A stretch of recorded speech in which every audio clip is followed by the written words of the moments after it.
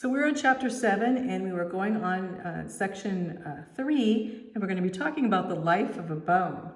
Well, the bones are you can see, very complex. You think, well, what are bones? Well, look at this picture of a bone. So they're self-maintaining, they maintain themselves. They're self-repairing, they repair themselves. They're self-modifying, they modify themselves. And you know, as bones come, they're very easy to manipulate as they grow.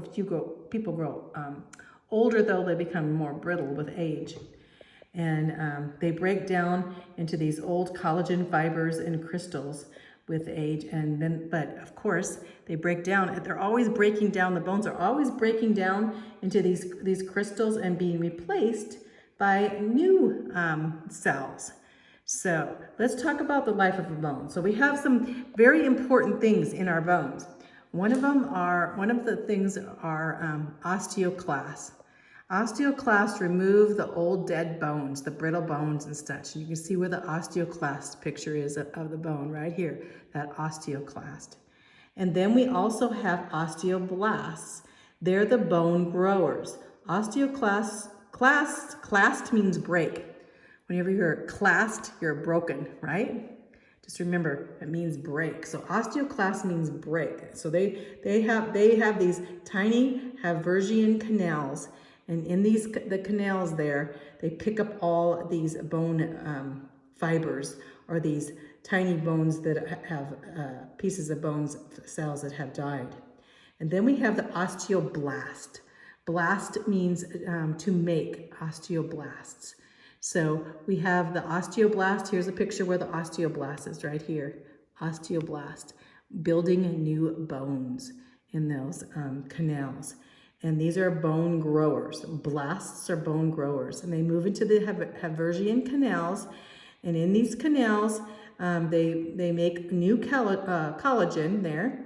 And they're basically trapped in the midst of these canals there, and the trapped ones turn into osteocytes, and they're bone cells. And so they control this. Remember I told you, hydroxyapatite. What is hydroxyapatite? Those are the bone crystals they make from. So here we have the osteoclasts and the osteoblast. And that's the periosteum is basically the membrane that goes around the bone there. And here we have the blood vessels coming through. And here's an osteocyte in the midst of these. The osteoblasts, making these osteocytes, making these turn into osteocytes, which are bone cells. Here's the Haversian canals going down where the osteocytes and osteoblasts work from. And this is all in the spongy bone here. This is a picture of the spongy bone, and the outside being the compact bone. So you have compact bone and spongy bone picture here. So going into this, so we have the nutrition of the bones. Let's talk about the nutrition of the bones. Okay, let's go on. You see how they make new? It's so important that how the bones can actually reproduce themselves. The cells of the bones can reproduce themselves in the midst of osteoblasts onto osteocytes.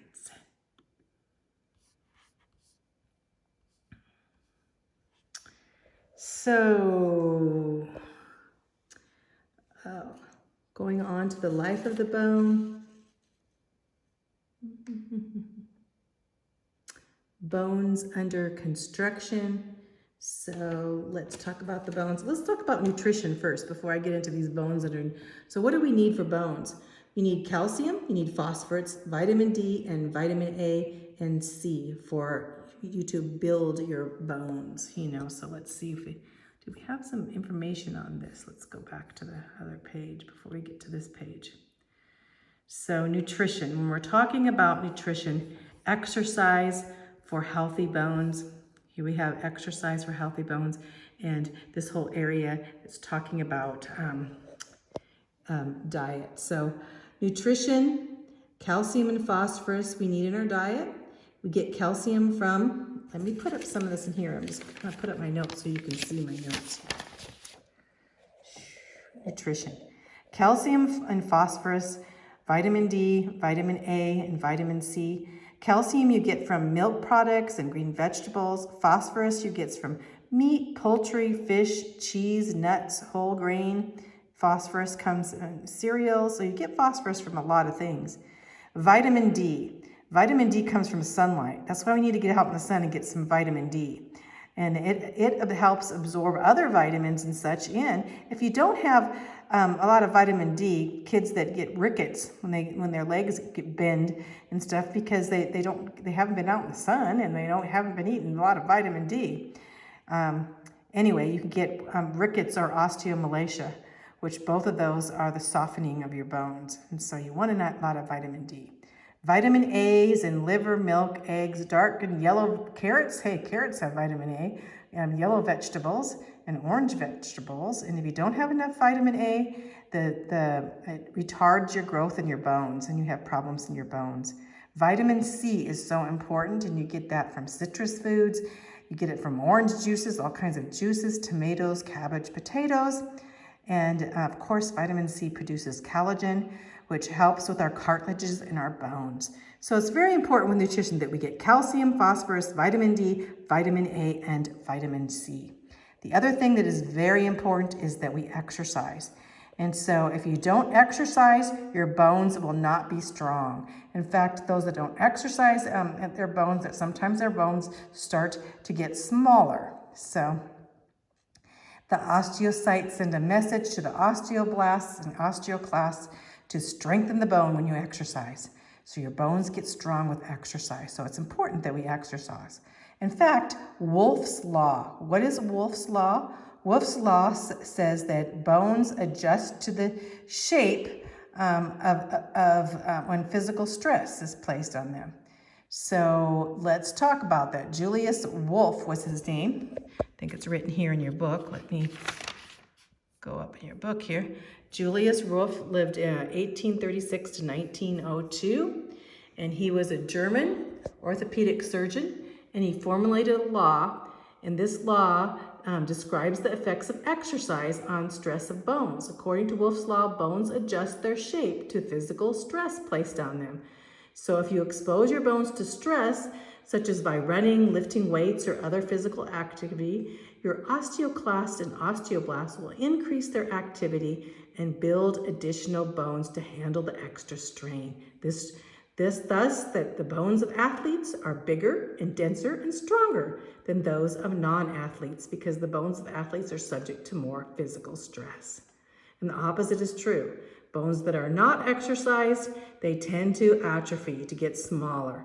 An astronaut, as they go up there, they have zero gravity on their bones, and so they have to exercise or else their bones will atrophy and waste away. So it's very important that we exercise so that we can get strong bones. So that is important. Let's go on now. Now we're going to, this page has to do bones under construction and how the bones are able to construct themselves again. And so how does that happen? Okay. Bones under construction is called, there's a word for that called, and we have it in your book, right there, ossification. So what is ossification? Ossification is,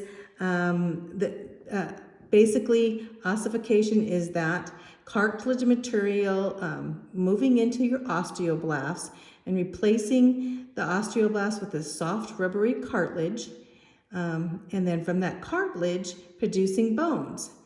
And it happens, ossification of your bones happens from the very first, in the womb, actually, when the bones are formed in the womb, until ossification of our breastbone at age 40.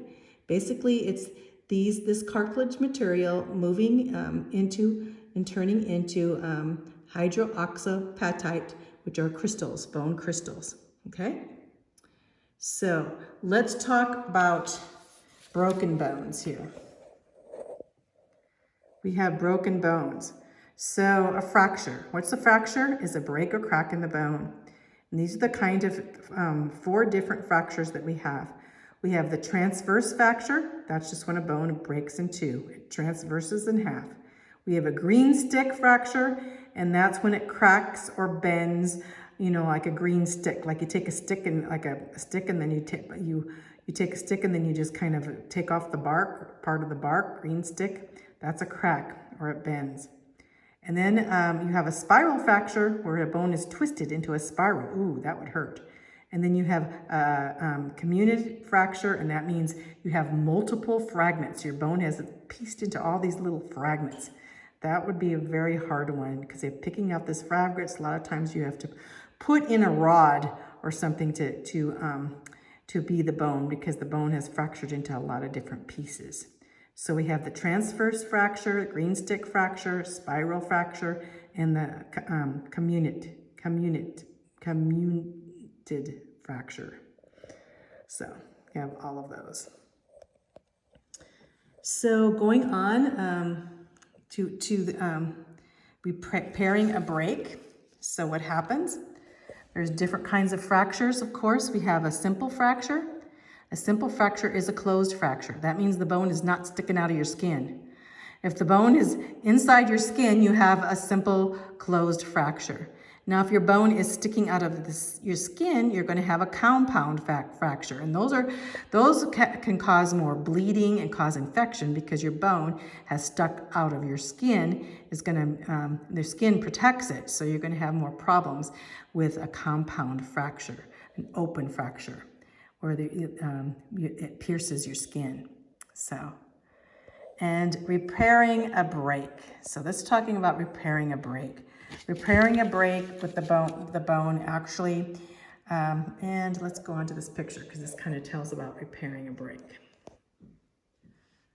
So first of all, the break happens and the bone heals with his own cells. A bone does not have scar tissue like a skin break. It has the bone, and actually the bone can become even stronger after it heals. So if you have a break and then your bone is healed after the break, it's usually stronger. And what prepares the bone is the osteoclasts and the osteoblasts, are the instruments of repair in your bone. So right here you have a break, and then you have this bleeding and clotting. You see at the first part, you have a break and it's bleeding and clotting, and it forms new blood vessels in there. And there's a busy construction as the osteoclasts and the osteoblasts come. The osteoclasts take out the little pieces of broken bones, and the osteoblasts make new bones. And they have these special collagen cells there, and they work from outward to inward. So you have this working outward from the new blood vessels and the special cells that form this cartilage. And then they span the break, and there you have the osteoclast, and you have this picture here, as you see the picture, and going down from that picture, you see the osteoblasts are repairing. Here the osteoblasts are repairing the spongy bone, connecting it, and then you have the osteoclast and osteoblasts replace the spongy bone, and you have a strong bone, even stronger than the bone was before. So just think of osteoclasts and osteoblasts in the midst of this, producing and how a bone can heal itself. And it doesn't leave scar tissue like skin does, right? So let's go on to the next section, which is a kind of a quick section. Hopefully I can get this through. That was section 3. Now we have section 4, and we're going to talk about the joints. So let's talk about different kinds of joints. Joints. Here's a picture of a joint. But the joints are where bones join each other. That's why they're called joints. And they not all of them allow movement. You'd think that they would, but most of them are. Some of the immovable, you have immovable joints. What are the immovable joints? The immovable joints are the cranium. Your joints in your head don't really move, do they, of your skull. And then you have slightly movable joints. What are slightly movable joints? You can look at my notes here. Slightly movable joints are vertebrae, your backbones. They don't move very much, just very slightly. And then you have freely movable joints, and they're the most important, and they have a wide range of motion, and those are like your limbs, your arms, and your bones in your arms and your legs. So those are the three types: immovable joints that don't move at all, and slightly movable and freely movable joints. And so let's go on to this picture here. This is a picture of the elbow. So let's talk about this elbow. So the elbow there, you have the humerus and the ulna, you see there. And here's the humerus is coming down here and then you have the radius and the ulna. So you have a humerus come down, the ulna on this side, and the radius on this side. This is a very unique joint. And then you see you have the articular cartilage. The articular cartilage being here, that cartilage, it's very important. The articular cartilage is very slippery, like bearings, and the bones glide easily over that cartilage. And then you have this synovial fluid. The synovial fluid in there, that fluid that's in between here, here's the membrane that produces the synovial fluid. The synovial fluid is a lubricant, and it's water-based. It's a water-based lubricant in your body, so that as you're moving your limb, your elbow up and down, it lubricates it so that it doesn't, rub against, the bones don't rub against each other and wear out. So it's important that you have that synovial fluid, which is the lubricant in your bones. And these are held together by ligaments. Here's the ligaments that are bone to bone, holding the bone to bone. Here's the ligaments. And they're the fibrous connective tissue there. And then you have the joint, this whole thing, this area of the joint capsule of the joint. It doesn't really show how the capsule is here, but you have the joint capsule, which is there. The joint cap is a ligament enclosure, and it contains this synovial fluid, this whole thing here, containing the synovial fluid and the synovial membrane, okay? So that's a good picture of what we're going to talk about on each joint. They just gave this elbow joint to show you how this joint, works. You have the radius. Yeah, the radius is not so hooked up to the humerus, especially be able to turn. And then you have the ulna.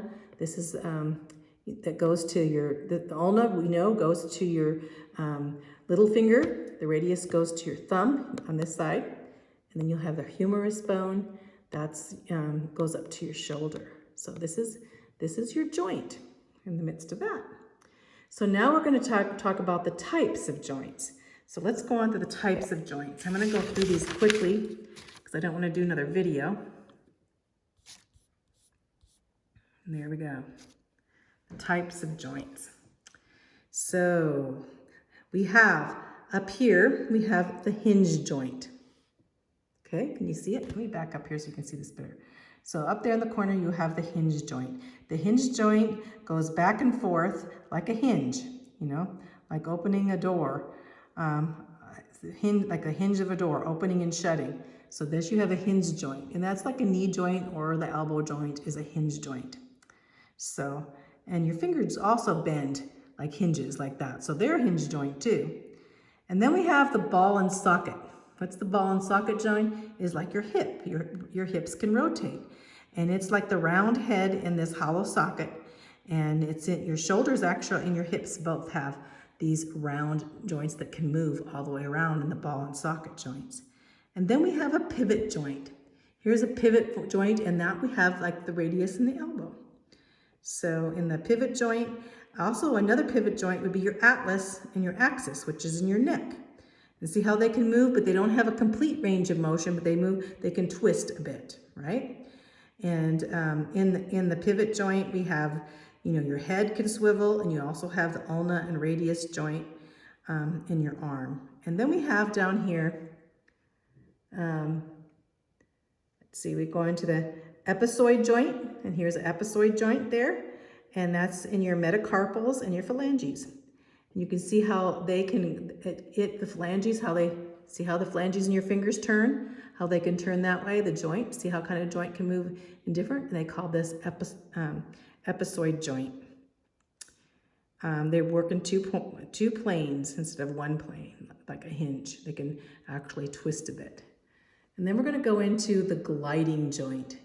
The gliding joint is where two bones glide over each other. And these are like the carpal bones in our wrist. So they can glide over each other. And also your vertebrae and ribs have these gliding joints too. And on to the saddle joint.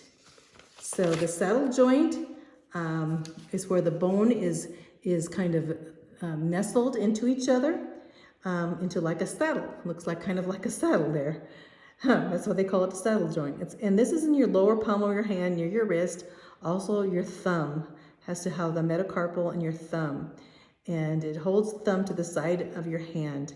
If we can stretch out your thumb. So your thumb, see how the thumb is worked into that saddle type joint there. So those are the joints. What are the problems with joints? Well, we have a couple problems with joints. Joints can wear out over time, can't they? And they call this, as they wear out over time, they call it arthritis, right? So let's look at the types of arthritis. Problems with joint, we have degenerative arthritis. And so we have different types. We have osteoarthritis and we have rheumatoid arthritis. And so arthritis is basically a degenerative condition where your bones are wearing out. And the osteoarthritis is just the normal wear and tear. And the most important joint that usually wears out is your hip joint. That's how come a lot of different people, older people, have to have hip replacements, okay? So, and rheumatoid arthritis, how is that different? Well, rheumatoid arthritis is autoimmune. Basically, your immune system is acting on your joints and wearing your joints out ahead of time. So your immune system is overreacting and wearing out on your body, on those joints. And then, of course, we have joint injuries. What kind of injuries do we have for joint injuries? Let's look here. We have a sprain. Sprain is where that our ligaments are overstressed and they're tender and they're inflamed. And we sprained them. We haven't broken a bone, but we sprained them. And what do you do for a sprain? You rest, and you have to rest your sprain and usually put cool compresses on them at first. And then we have a dislocation. That's where your bone pops out of its socket and it aligns. It has to be realigned. And some people get these quite often and they're very painful, a dislocated joint. And then we have torn ligaments.